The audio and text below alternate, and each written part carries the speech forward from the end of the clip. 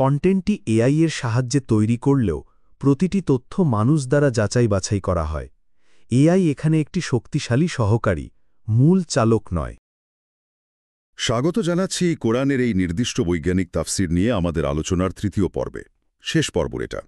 আগের পর্বগুলোতে আমরা বইটার কাঠামো আর প্রথম দুটো অংশ মানে আল মুত্তাকিন আর মানবজাতির জন্য নির্দেশিকা নিয়ে কথা বলেছি। হ্যাঁ, আমরা দেখেছিলাম কিভাবে লেখক কোরআনকে ভাগ করেছেন। প্রথমটা রক্ষকদের জন্য, মানে উম্মাহ প্রতিষ্ঠা আর রক্ষা, আর দ্বিতীয়টা ছিল বলতে গেলে একটা সাধারণ দাওয়াত, ইসলাম গ্রহণের জন্য। ঠিক, আজ আমরা তাহলে শেষ অংশে ঠুকছি। লেখক যাকে বলছেন মুহসিনিন বা সৎকর্মশীলদের জন্য নির্দেশিকা। আর শুধু এটাই না, এরপর আমরা দেখব হাদিস, সুন্নাহ, সৃষ্টিতত্ত্ব, পরকাল, এই সব বিষয়ে বইটার কিছু বেশ চমকপ্রদ আর হয়তো অনেকের কাছে বিতর্কিত ব্যাখ্যাও। বেশ কিছু আলোড়ন সৃষ্টিকারী বিষয় আছে শেষ দিকে। দেখা যাক তাহলে কি আছে এর গভীরে। আচ্ছা, শুরু করি মুহসিনিন দিয়ে। কারা এই মুহসিনিন লেখকের মতে? আর আগে যে মুত্তাকিনদের কথা বললেন, তাদের সাথে এদের ঠিক পার্থক্যটা কোথায়? দেখুন, এই বই অনুযায়ী মুহসিনিন হচ্ছেন সাধারণ মুসলিম, যারা স্থানীয় মসজিদের মাধ্যমে বৃহত্তর ইসলামী নেতৃত্বের সাথে যুক্ত, আর তারা যাকাত দেন। মূল ফোকাসটা হল নিজেদের ঈমান বা বিশ্বাসকে আরও শক্ত করা, ভালো মুসলিম হওয়া আর কি। আচ্ছা, আর মুত্তাকিনদের সাথে তাহলে মূল পার্থক্যটা কি দাঁড়াচ্ছে দায়িত্বের জায়গায়? হ্যাঁ, ঠিক। মূল তফাৎটা বায়াত নিয়ে, আনুগত্যের শপথ। মুত্তাকিনদের ইসলামের জন্য প্রয়োজনে যুদ্ধ করার জন্যও সর্বোচ্চ নেতৃত্বের কাছে বায়াত নিতে হয়। এই বই তাই বলছে। কিন্তু মুহসিনিনদের জন্য এটা বাধ্যতামূলক না।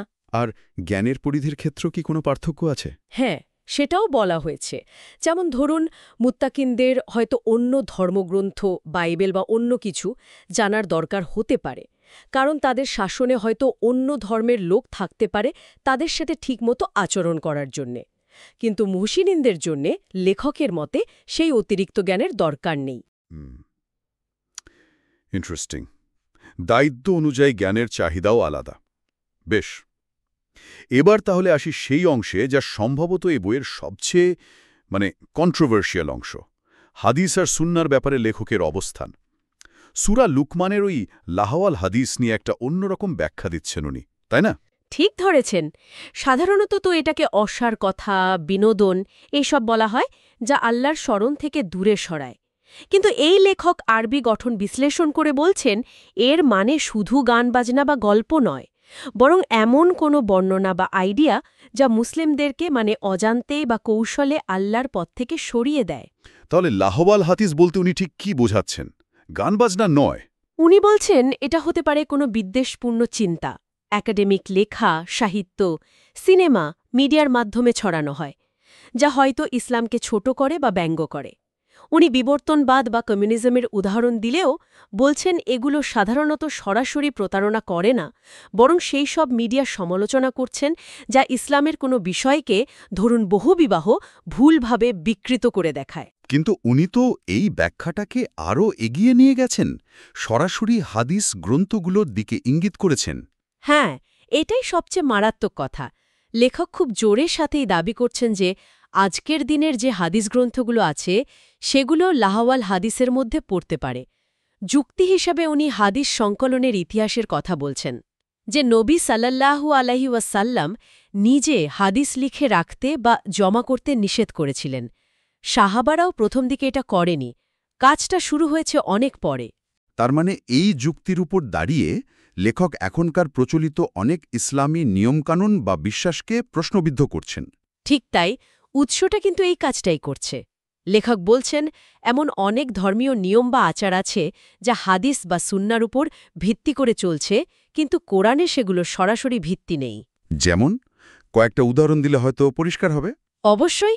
যেমন ধরুন, দৈনিক 5 ওয়াক্ত নামাজ, এটা তো হাদিস থেকে আমরা জানি।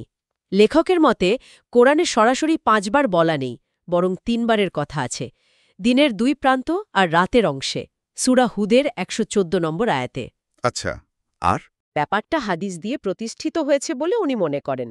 পোশাক নিয়েও তো কিছু নিয়ম আছে। হ্যাঁ, যেমন পুরুষদের টাকনোর নিচে কাপড় পরা যাবে না বা শর্টস পরা যাবে না, এগুলো হাদিসের কথা, কোরআনের নয়। উনি আরও বলছেন নাপাকি বা অপবিত্রতার ধারণাটাও কোরআনে খুব সীমিত। শরীরে বা কাপড়ে কিছু লাগলেই নামাজ নষ্ট হয় না, যদি না সেটা কোরআনে উল্লেখিত নির্দিষ্ট অবস্থা হয়। আরও কিছু ছোটখাটো বিষয়। হ্যাঁ, যেমন বসে পানি খাওয়া, বসে প্রস্রাব করা, খতনা, আকিকা, এগুলো হাদিসে উৎসাহিত হলেও কোরআনে নেই। বাপরে, তালিকাটা তো বেশ লম্বা। এর মানে কি উনি হাদিস পুরোপুরি বাদ দিতে বলছেন? পুরোপুরি বাদ নয়। ওনার মূল কথাটা হল কোরআন নিজেই সম্পূর্ণ, সেলফ সাফিসিয়েন্ট। এর ব্যাখ্যার জন্য বাইবেল বা হাদিসের ওপর নির্ভর করার দরকার নেই। উনি সূরা আনআমের কিছু আয়াত ১৫০ থেকে ১৫৩ কোট করে বলছেন, আল্লাহ যা হারাম করেছেন তা কোরআনে স্পষ্ট। এর বাইরে কিছু যোগ করা বা হারাম বলাটা ঠিক না, পাপ। উনার মতে এই হাদিসের ভিন্ন ভিন্ন ব্যাখ্যার কারণে হানাফি, শাফি, শিয়া, সুন্নি এত দল তৈরি হয়েছে। শুধু কোরআন মানলে এই বিভাদ থাকত না। এটা তো একটা বিরাট র্যাডিক্যাল অবস্থান, কারণ বেশিরভাগ মুসলিমদের ধর্মপালন তো শত শত বছর ধরে কোরআন আর হাদিস মিলেই চলছে। আচ্ছা, হাদিসের উপর নির্ভরতা নিয়ে প্রশ্ন তোলার পর স্বাভাবিকভাবেই প্রশ্ন জাগে, তাহলে নামাজ বা সালাত পড়ার পদ্ধতি নিয়ে উনি কি বলছেন? লেখক বলছেন, নামাজের যে পদ্ধতি আমরা জানি সেটা নবী সাল্লাল্লাহু আলাইহি ওয়াসাল্লাম মদিনার মসজিদে চালু করে গেছেন। এটা একটা ট্র্যাডিশন, অনেকটা মিলিটারি ড্রিলের মতো। মুখে বলার চেয়ে দেখে শেখাটাই স্বাভাবিক। তবে কোরআনে কিন্তু নামাজের মূল জিনিসগুলো বলা আছে, অজু করা, কেবলার দিকে ফেরা, তাকবীর, ফাতেহা পড়া, রুকু, সিজদা, এগুলো সব আছে। তাহলে যে ছোটখাটো পার্থক্য নিয়ে এত মাযহাব? লেখকের মতে ওগুলো গৌণ। হাত কোথায় বাঁধবে, রুকুর আগে পরে হাত তুলবে কিনা, এসব নিয়ে ভাগ হয়ে যাওয়াটা ঠিক না। উনি সালাতকে শুধু ব্যক্তিগত এবাদত নয়, বরং সামাজিক ঐক্য আর জিহাদের অংশ হিসেবেও দেখছেন। আর হজ বা পোশাক? হজের নিয়ম তো কোরআনেই আছে, নবী সাল্লাল্লাহু আলাইহি ওয়াসাল্লাম পালন করে দেখিয়েছেন। পোশাকের ব্যাপারে কোরআন শালীন হতে বলেছে, নারী পুরুষ উভয়কেই। এটাকে লেখক বলছেন কোরআনের সুন্নাহ। কিন্তু নির্দিষ্ট স্টাইল, যেমন লম্বা দাড়ি, টুপি বা নির্দিষ্ট ধরনের বোরখা, এগুলোকে উনি কোরআনের সরাসরি নির্দেশ মনে করেন না। বলছেন এগুলোর কিছু হয়তো তৎকালীন আরব বা ইহুদি সংস্কৃতির প্রভাব, বা পরে হাদিসের ভিত্তিতে এসেছে। ইহুদি সংস্কৃতির প্রভাব, এই কথাটা যখন এলো, বইটাতে তো সুন্নি ইসলামের উপর এর প্রভাব নিয়ে বেশ কিছু জোরালো কথা বলা হয়েছে। বিষয়টা একটু খুলে বলবেন? হ্যাঁ, এটাও বইয়ের একটা খুব বিতর্কিত জায়গা। লেখক দাবি করছেন সুন্নি ইসলাম, মানে যারা কোরআনের সাথে হাদিস সুন্নাও মানে, তারা নাকি বেশ খানিকটা ইহুদি সংস্কৃতি দ্বারা প্রভাবিত। উনি বিশেষভাবে ইমাম আবু হানিফার কথা তুলেছেন, হানাফি মাযহাবের প্রতিষ্ঠাতা। লেখক বলছেন আবু হানিফার পূর্বপুরুষরা ইসলাম গ্রহণের আগে অন্য ধর্মের ছিলেন, আর তিনি কুফায় বড় হয়েছেন, যেখানে পার্শ্বিক আর ইহুদি সংস্কৃতির বেশ প্রভাব ছিল। লেখকের যুক্তি, আবু হানিফা তার আশপাশের এই সংস্কৃতি থেকে পুরো মুক্ত হতে পারেননি, আর সেটার প্রভাব তার ফিখে পড়েছে। খলিফা আল মানসুরের সাথে ইমাম আবু হানিফার যে একটা দ্বন্দ্ব হয়েছিল, সেটার কথাও তো লেখক এনেছেন। হ্যাঁ, এনেছেন। উনি বলছেন ইমাম আবু হানিফাকে জেলে ঢোকানো হয়েছিল, শাস্তি দেওয়া হয়েছিল।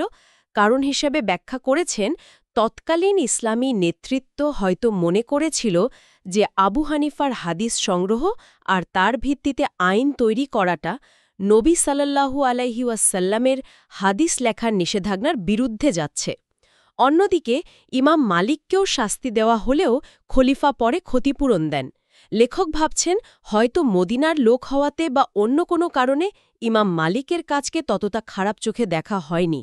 এর মাধ্যমে লেখক বলতে চেয়েছেন গোড়ার দিকে হাদিস সংগ্রহ আর তার ভিত্তিতে নিয়ম বানানোটা সন্দেহের চোখে দেখা হতো, ক্ষমতার সাথে সংঘাত ছিল। বুঝলাম। এই ধরনের ঐতিহাসিক ব্যাখ্যাগুলো অবশ্যই খুব স্পর্শকাতর। আচ্ছা, এবার একটু অন্য দিকে যাই। গান বাজনা, সঙ্গীত, এ নিয়ে বইটা কি বলে? এখানেও লেখক প্রচলিত ধারণার বাইরে গেছেন। বলছেন কোরআনে সরাসরি গানবাজনা হারাম করা হয়নি। যে আয়াতগুলো দিয়ে হারাম প্রমাণ করা হয়, যেমন সেই লাহওয়াল হাদিস, সেগুলোর তো উনি ভিন্ন ব্যাখ্যা আগেই দিয়েছেন। মানে যা মানুষকে আল্লাহর পথ থেকে গাফেল করে সেটাই বর্জনীয়, সেটা গান হোক বা অন্য কিছু। উনি একটা ঘটনার কথাও বলেন, যেখানে নবী সাল্লাল্লাহু আলাইহি সাল্লাম ঈদের দিন ছোট মেয়েদের গান গাইতে দেখেও মানা করেননি। তার মানে কি উনি গান বাজনাকে পুরোপুরি জায়েজ বলছেন? পুরোপুরি শর্তহীনভাবে নয়। উনি বলছেন পাবলিক অনুষ্ঠানে হলে স্থানীয় ইমামের অনুমতি বা তত্ত্বাবধান থাকা ভালো, যাতে বাড়াবাড়ি না হয়। কিন্তু ব্যক্তিগতভাবে কেউ যদি শালীন গান শোনে বা গায়, যতক্ষণ না অন্যের অসুবিধা হচ্ছে, তাতে উনি বাধা দেখছেন না। শাস্তি আর বিয়ের নিয়মকানুন নিয়েও তো বেশ অন্যরকম কথা বলেছেন। হ্যাঁ, শাস্তির ব্যাপারে ওনার মূল কথা হল ইসলামী আদালতে শুধু সেই সব অপরাধেরই জাগতিক শাস্তি দেওয়া যাবে যার উল্লেখ আর শাস্তির মাত্রা দুটোই কোরআনে স্পষ্ট করে বলা আছে। যেমন? কোরআনে আছে, কিন্তু ওনার মতে হেজাব না পরা, মদ খাওয়া, সুদ নেওয়া বা ধর্মত্যাগ এগুলোর জন্য কোরআনে কোনো দুনিয়াবি শাস্তির কথা বলা নেই, যদিও এগুলো পাপ কাজ। আর বিয়ে? বিয়ের ক্ষেত্রে উনি বলছেন কোরআন অনুযায়ী শুধু মোহরানা দেওয়াটাই আবশ্যিক শর্ত। বাকি যা কিছু, যেমন আনুষ্ঠানিক প্রস্তাব কবুল, সাক্ষী, অভিভাবকের অনুমতি, রেজিস্ট্রেশন, এগুলো সামাজিক নিয়ম বা মানুষের তৈরি, কোরআনের ফরজ শর্ত নয়। উনি এমনকি মুতআ বা সাময়িক বিবাহকেও কোরআন সমর্থিত সূরা নিসা ৪:২৪ বলেছেন এবং এটাকে ব্যভিচার থেকে আলাদা মনে করেন। বাপরে, এগুলো তো ফিকেহের প্রতিষ্ঠিত ধারণার সাথে অনেক বড় পার্থক্য তৈরি করে। এবার আসি বইটার আরেকটা বড় অংশে, যেখানে কোরআনের আয়াতকে আধুনিক বিজ্ঞান দিয়ে ব্যাখ্যা করার চেষ্টা করা হয়েছে। যেমন ধরুন ডিএনএ, এটা কোরআনে কিভাবে আছে বলছেন লেখক? লেখক কোরআনের কিছু শব্দ বা বাক্যকে ডিএনএর দিকে ইঙ্গিত করছে বলে মনে করেন। যেমন সূরা আশ-শুআরার ৭ নম্বর আয়াতে আছে জৌজিন করিম, সম্মানিত জোড়া। আবার সূরা ইয়াসিনের ৩৬ নম্বর আয়াতে আছে আজওয়াজ, জোড়া জোড়া সৃষ্টি। সব কিছুই জোড়ায় জোড়ায়। এই জোড়া শব্দগুলোকেই উনি ডিএনএ ডাবল হেলিক্স বা দ্বিসূত্র গঠনের ইঙ্গিত বলে ধরছে। ওনার যুক্তি, পৃথিবীর প্রায় সব জীব, ভাইরাস বাদেও, তো এই ডিএনএ নামক জোড়া দিয়েই তৈরি। মানব সৃষ্টি বা মহাবিশ্বের সৃষ্টি নিয়েও নিশ্চয়ই এমন ব্যাখ্যা আছে। হ্যাঁ, আছে। মানব ভ্রূণের বিকাশ, শুক্রাণু, জমাট রক্ত, মাংসপিণ্ড, এই পর্যায়গুলো যা কোরআনে বলা আছে। কোষের বৈচিত্র্য, জিনের কাজ, যেমন মানুষ আর মুরগির জিনে মিল থাকলেও ফল আলাদা। দেহে রুহ ফুঁকে দেওয়া, যেটাকে উনি নার্ভাস সিস্টেমের ডেভেলপমেন্ট আর চেতনার উন্মেষের সাথে মেলাচ্ছেন। মহাবিশ্বের ব্যাপারে উনি বলছেন রাত দিনের আবর্তন, আকাশের অন্ধকার, অলবার্সের প্যারাডক্স, এগুলো সম্প্রসারণশীল মহাবিশ্বের প্রমাণ। বিগ ব্যাংয়ের সাথে সূরা আম্বিয়ার ৩০ নম্বর আয়াতের আসমান ও জমিন একসাথে ছিল, আমি আলাদা করে দিলাম, মিল খুঁজে পেয়েছেন। আবার বিগ ক্রাঞ্চ বা মহাবিশ্বের সংকোচনের সাথে সূরা আম্বিয়ার ১০৪ নম্বর আয়াতের যেদিন আমি আকাশকে গুটাবো, যেমন কাগজপত্র গোটানো হয়, মিল দেখছেন। আর ওই যে সৃষ্টির ৬ দিন, এটা নিয়েও তো বিশেষ ব্যাখ্যা আছে।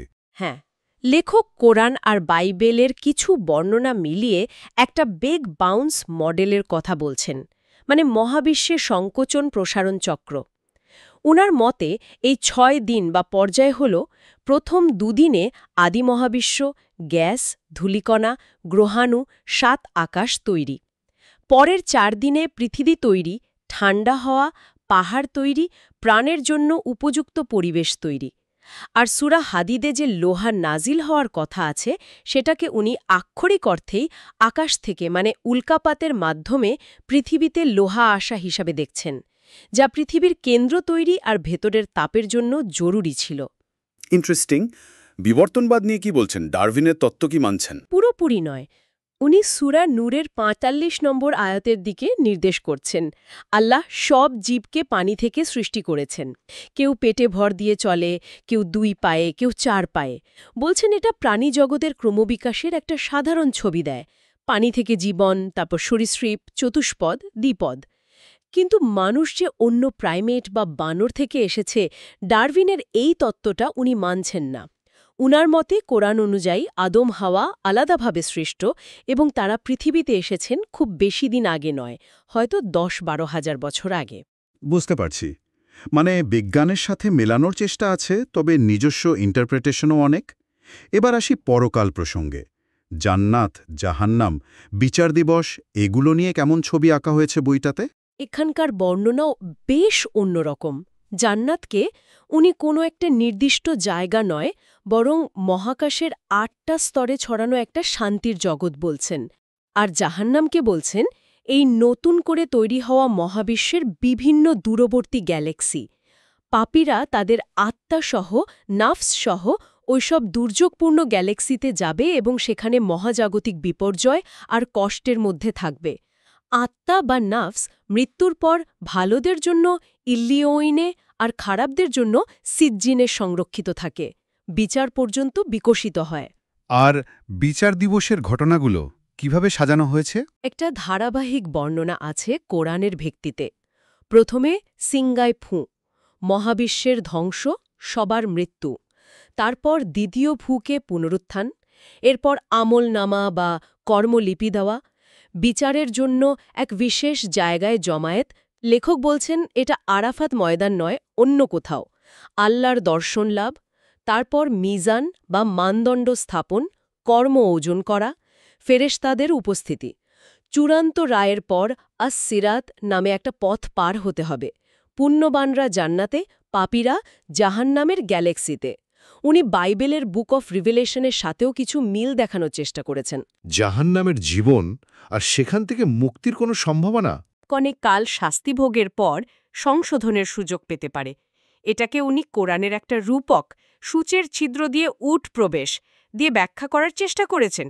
হয়তো ব্ল্যাক হোলের ইভেন্ট হোরাইজন পার হওয়ার মতো কোনো প্রায় অসম্ভব কিন্তু তাত্ত্বিকভাবে সম্ভব প্রক্রিয়ার ইঙ্গিত। এই ব্যাখ্যাগুলো তো প্রচলিত ধারণা থেকে সত্যিই অনেক দূরে। আচ্ছা, শেষ করার আগে নির্দিষ্ট কিছু সূরার বিশেষ ব্যাখ্যাও তো আছে। দু একটা উদাহরণ যদি দেন। হ্যাঁ, অবশ্যই। যেমন ধরুন সূরা নাজমে নবী সাল্লাল্লাহু আলাইহি সাল্লামের মিরাজ আর সিদরাতুল মুনতাহা দেখা। এটাকে উনি শুধু আধ্যাত্মিক অভিজ্ঞতা নয়, বরং বাস্তব মহাকাশ ভ্রমণ আর একটা super advanced cosmic control centre সাইবারনেটে খাবের মতো দেখা হিসেবে ব্যাখ্যা করেছেন।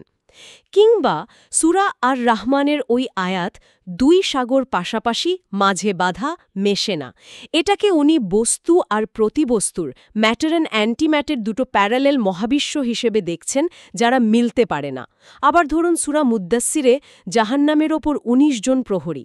এটাকে উনি ১৯ জন ফেরেশতা না ভেবে কোরআনের একটা গাণিতিক কোড, ১৯ সংখ্যাটার বিশেষত্ব আছে, আর ফেরেশতাদের একটা জটিল নিয়ন্ত্রণ ব্যবস্থার প্রতীক মনে করছেন। মানে কোরআনের এই নির্দিষ্ট বৈজ্ঞানিক তাফসির নিয়ে আমাদের ৩ পর্বের আলোচনা এখানেই শেষ হচ্ছে। আমরা দেখলাম এই বইতে মুহসিনিনের ধারণা থেকে শুরু করে হাদিস সুন্নাহর নির্ভরযোগ্যতা নিয়ে প্রশ্ন তোলা, অনেক প্রচলিত ইসলামী রীতিনীতির উৎস নিয়ে ভিন্নমত, আর সৃষ্টিতত্ত্ব, পরকাল, বিভিন্ন আয়াতের ব্যাখ্যা, বিজ্ঞান আর ইতিহাসকে মেলানোর অভূতপূর্ব এবং প্রায় বেশ র্যাডিক্যাল চেষ্টা করা হয়েছে। নিঃসন্দেহে এর অনেক ব্যাখ্যাই কিন্তু মূলধারার ইসলামিক স্কলারশিপ থেকে একদম আলাদা, আর স্বাভাবিকভাবে এগুলো বিতর্কিত। আমাদের উদ্দেশ্য ছিল এই উৎসের ভেতরের যুক্তি আর দৃষ্টিভঙ্গিগুলো তুলে ধরা, কোনো মতামত চাপিয়ে দেওয়া নয়। আসলে প্রত্যেকটা ব্যাখ্যামূলক কাজই তো নিজস্ব যুক্তি দিয়ে একটা জগৎ তৈরি করে। সেই জগৎটাকে জানা, বোঝা, এটাও তো জ্ঞানচর্চার একটা দিক। একদম ঠিক বলেছেন। এই আলোচনা শোনার পর একটা প্রশ্ন মনে আসা স্বাভাবিক। ধর্মগ্রন্থকে যখন বিজ্ঞান বা ইতিহাস বা অন্য কোনো যুক্তির কাঠামো দিয়ে ব্যাখ্যা করা হয়, তখন সেটা বিশ্বাসের গভীরতাকে বা আধ্যাত্মিক অনুভূতিকে কিভাবে প্রভাবিত করে? এই নির্দিষ্ট তাফসিরটা ইসলাম সম্পর্কে আমাদের পরিচিত ধারণার জগৎকে কি আরও বড় করে, নাকি ছোট করে, নাকি একদম অন্যদিকে নিয়ে যায়? এই প্রশ্নগুলো নিয়ে আপনারা যারা শুনলেন তারা হয়তো আরও ভাববেন। আগামী পর্বে আবার নতুন কোনো উৎস নিয়ে আমরা হাজির হব। আজকের মতো এখানেই শেষ করছি। আলোচনাটি ভালো লাগলে লাইক ও কমেন্ট করুন এবং এমন আরও তথ্যবহুল আলোচনা শুনতে সাবস্ক্রাইব করুন।